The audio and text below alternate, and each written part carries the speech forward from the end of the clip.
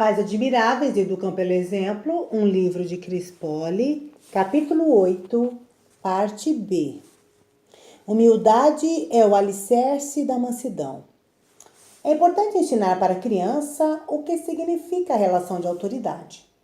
Jesus novamente serve como exemplo, pois apesar de todo o seu poder e de toda a sua influência, ele era extremamente humilde e ensinou sobre a brandura dos relacionamentos. Tomem sobre vocês o meu jugo e aprendam de mim, pois sou manso e humilde de coração. Como pais, não devemos mostrar nossa autoridade com gritos e insultos, mas com mansidão. O relacionamento entre pai e filho deve ter delicadeza no falar e postura no agir. E só vai conseguir isso quem tiver humildade como traço de caráter. Aprendemos muito sobre humildade ao lidar com o nosso próximo. Quando nos aproximamos das pessoas, descobrimos como ser delicados, dóceis, amorosos, pois em geral o ser humano tende a ser desconfiado e a reagir com uma certa impetuosidade diante do confronto de qualquer tipo. Portanto, o relacionamento interpessoal é um excelente laboratório para o exercício da mansidão e da humildade. Cada criança é um ser único. Cada uma delas possui talentos e habilidades e os pais precisam não somente reconhecê-los, mas também ressaltá-los. Reconhecer as qualidades dos outros, em vez de ficar apenas destacando o que há de bom em si mesmo, é uma grande demonstração de humildade. Valorize as virtudes de seu filho nas pequenas coisas. Por exemplo, ensine a ele como tomar banho sozinho e depois elogie o fato de já estar lidando com essa tarefa de modo tão independente. Trabalhar a autoestima da criança é importante para transformá-la numa cidadã humilde e com caráter. Os pequenos devem crescer sabendo que não são autossuficientes. Esse é mais um exercício de humildade. Elabore uma rotina diária dentro de casa, de modo que cada um colabore com algo e se submeta a uma ordem, uma organização. Pequenas missões fazem que as crianças entendam que são parte de algo maior. Poder colaborar com a família ao assumir uma postura servil. À medida que elas entendem que não podem fazer tudo sozinhas, estão reconhecendo que precisam do outro. E isso remove delas a soberba, faz que vejam que também dependem dos demais e assim descem do salto alto e passam a agir com muito mais mansidão. Gosto muito do trecho da Bíblia em que Paulo descreve o relacionamento entre as diferentes pessoas da família de fé, como partes distintas de um mesmo corpo e que trabalham interligadas. O corpo não é feito de um só membro, mas de muitos. Se o pé disser, porque não sou mão, não pertenço ao corpo, nem por isso deixa de fazer parte do corpo. E se o ouvido disser, porque não sou olho, não pertenço ao corpo, nem por isso deixa de fazer parte do corpo. Se todo o corpo fosse ouvido, onde estaria o olfato? De fato, Deus dispôs cada um dos membros do corpo segundo a sua vontade. Se todos fossem um só membro, onde estaria o corpo? Assim, há muitos membros, mas um só corpo. 1 Coríntios 12, de 14 a 20. Cada parte cumpre sua missão. Mesmo aquelas que não enxergamos ou que parecem ser inúteis, têm alguma função importante.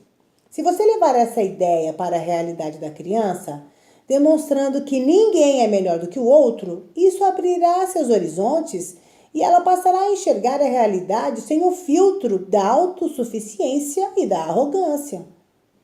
Basta mostrar que cada um precisa ter a humildade de saber desenvolver a sua função com excelência. A Bíblia não é a única fonte de histórias que ajudam a construir laços de caráter excelentes numa criança. Contos e outros relatos bem selecionados são uma excelente estratégia para alcançá-las. Uma ficção com fundo de verdade muito emblemática, quando falamos sobre humildade, é a fábula de Esopo, A Lebre e a Tartaruga. Há muitos e muitos anos, no reino da bicharada, vinha uma lebre correndo pelo campo em disparada. Eu corro para lá, eu corro para cá, eu corro para lá, eu corro para cá. Ninguém na floresta pode me vencer, pois igual a mim, ninguém pode correr. No entanto, nesse momento, andando bem sossegada, surgiu Dona Tartaruga, caminhando pela estrada. Tralalá, lá vou eu, devagarinho, carregando a minha casa pelas curvas do caminho. Mas a lebre era matreira, zombava da tartaruga, cantando dessa maneira. Lá vem Dona Tartaruga, vem andando sossegada, vou sair da frente dela para não ser atropelada. Mas Dona Tartaruga não gostou da cantoria, pôs a cabeça de fora e berrou com valentia. Ora, deixe de ser prosa, aposto a minha vida como hei de vencê-la numa corrida. Aceito o desafio. Amanhã bem cedinho, prometo vir encontrá-la na curva do caminho. E saiu em disparada para avisar a bicharada. E assim, na manhã seguinte, bem cedo ao nascer do sol, lá estavam todos os bichos a torcer com alegria. O tigre de guarda-chuva, o macaco de cartola, a cobra de saia e blusa e o sapo de camisola. E em meio ao entusiasmo e à alegria geral, rompeu a famosa banda do maestro Pica-Pau. E a bicharada gritava, numa incontida alegria, quando o macaco apitou, dando início à correria. A lebre saiu correndo, em tamanha disparada, e ao fim de poucos instantes, sumiu na curva da estrada. Entretanto, a tartaruga andava tão devagar que os bichos em zombaria começaram a cantar. Lá vem Dona Tartaruga, vem andando sossegada, vou sair da frente dela para não ser atropelada. E a lebre, onde andará? Ela que tanto correu, já devia estar de volta. O que foi que lhe aconteceu? Poxa, como estou cansada, por que fui correr assim? A tartaruga a esta hora deve estar longe de mim. Sabem quem mais? Vou dormir enquanto espero por ela. Depois correr um pouco e passar à frente dela. E a lebre adormeceu, tranquilamente a sonhar. Enquanto isso, a tartaruga foi passando devagar. Todavia, mais tarde, a pobre lebre acordou e, vendo a noite cair, apavorada ficou.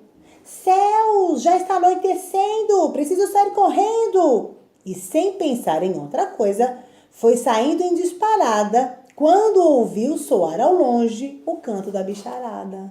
Salve a Dona Tartaruga! Tartaruga destemida, deixou a lebre para trás e venceu a corrida. Dona Lebre só vivia a correr o dia inteiro, porém Dona Tartaruga, andando, chegou primeiro. E a lebre desapontada. Afinal, compreendeu essa bonita lição que a tartaruga lhe deu? Não desdenhemos os fracos, e às vezes é bom pensar. Nem sempre quem muito corre é o primeiro a chegar. Essa simples história de grande apelo para as crianças pode ser usada para analisar o caráter da lebre. Sentindo-se toda poderosa, ela se sentou para descansar enquanto a tartaruga se esforçava. Ela demonstrou soberba, falta de humildade, prepotência, carência de mansidão.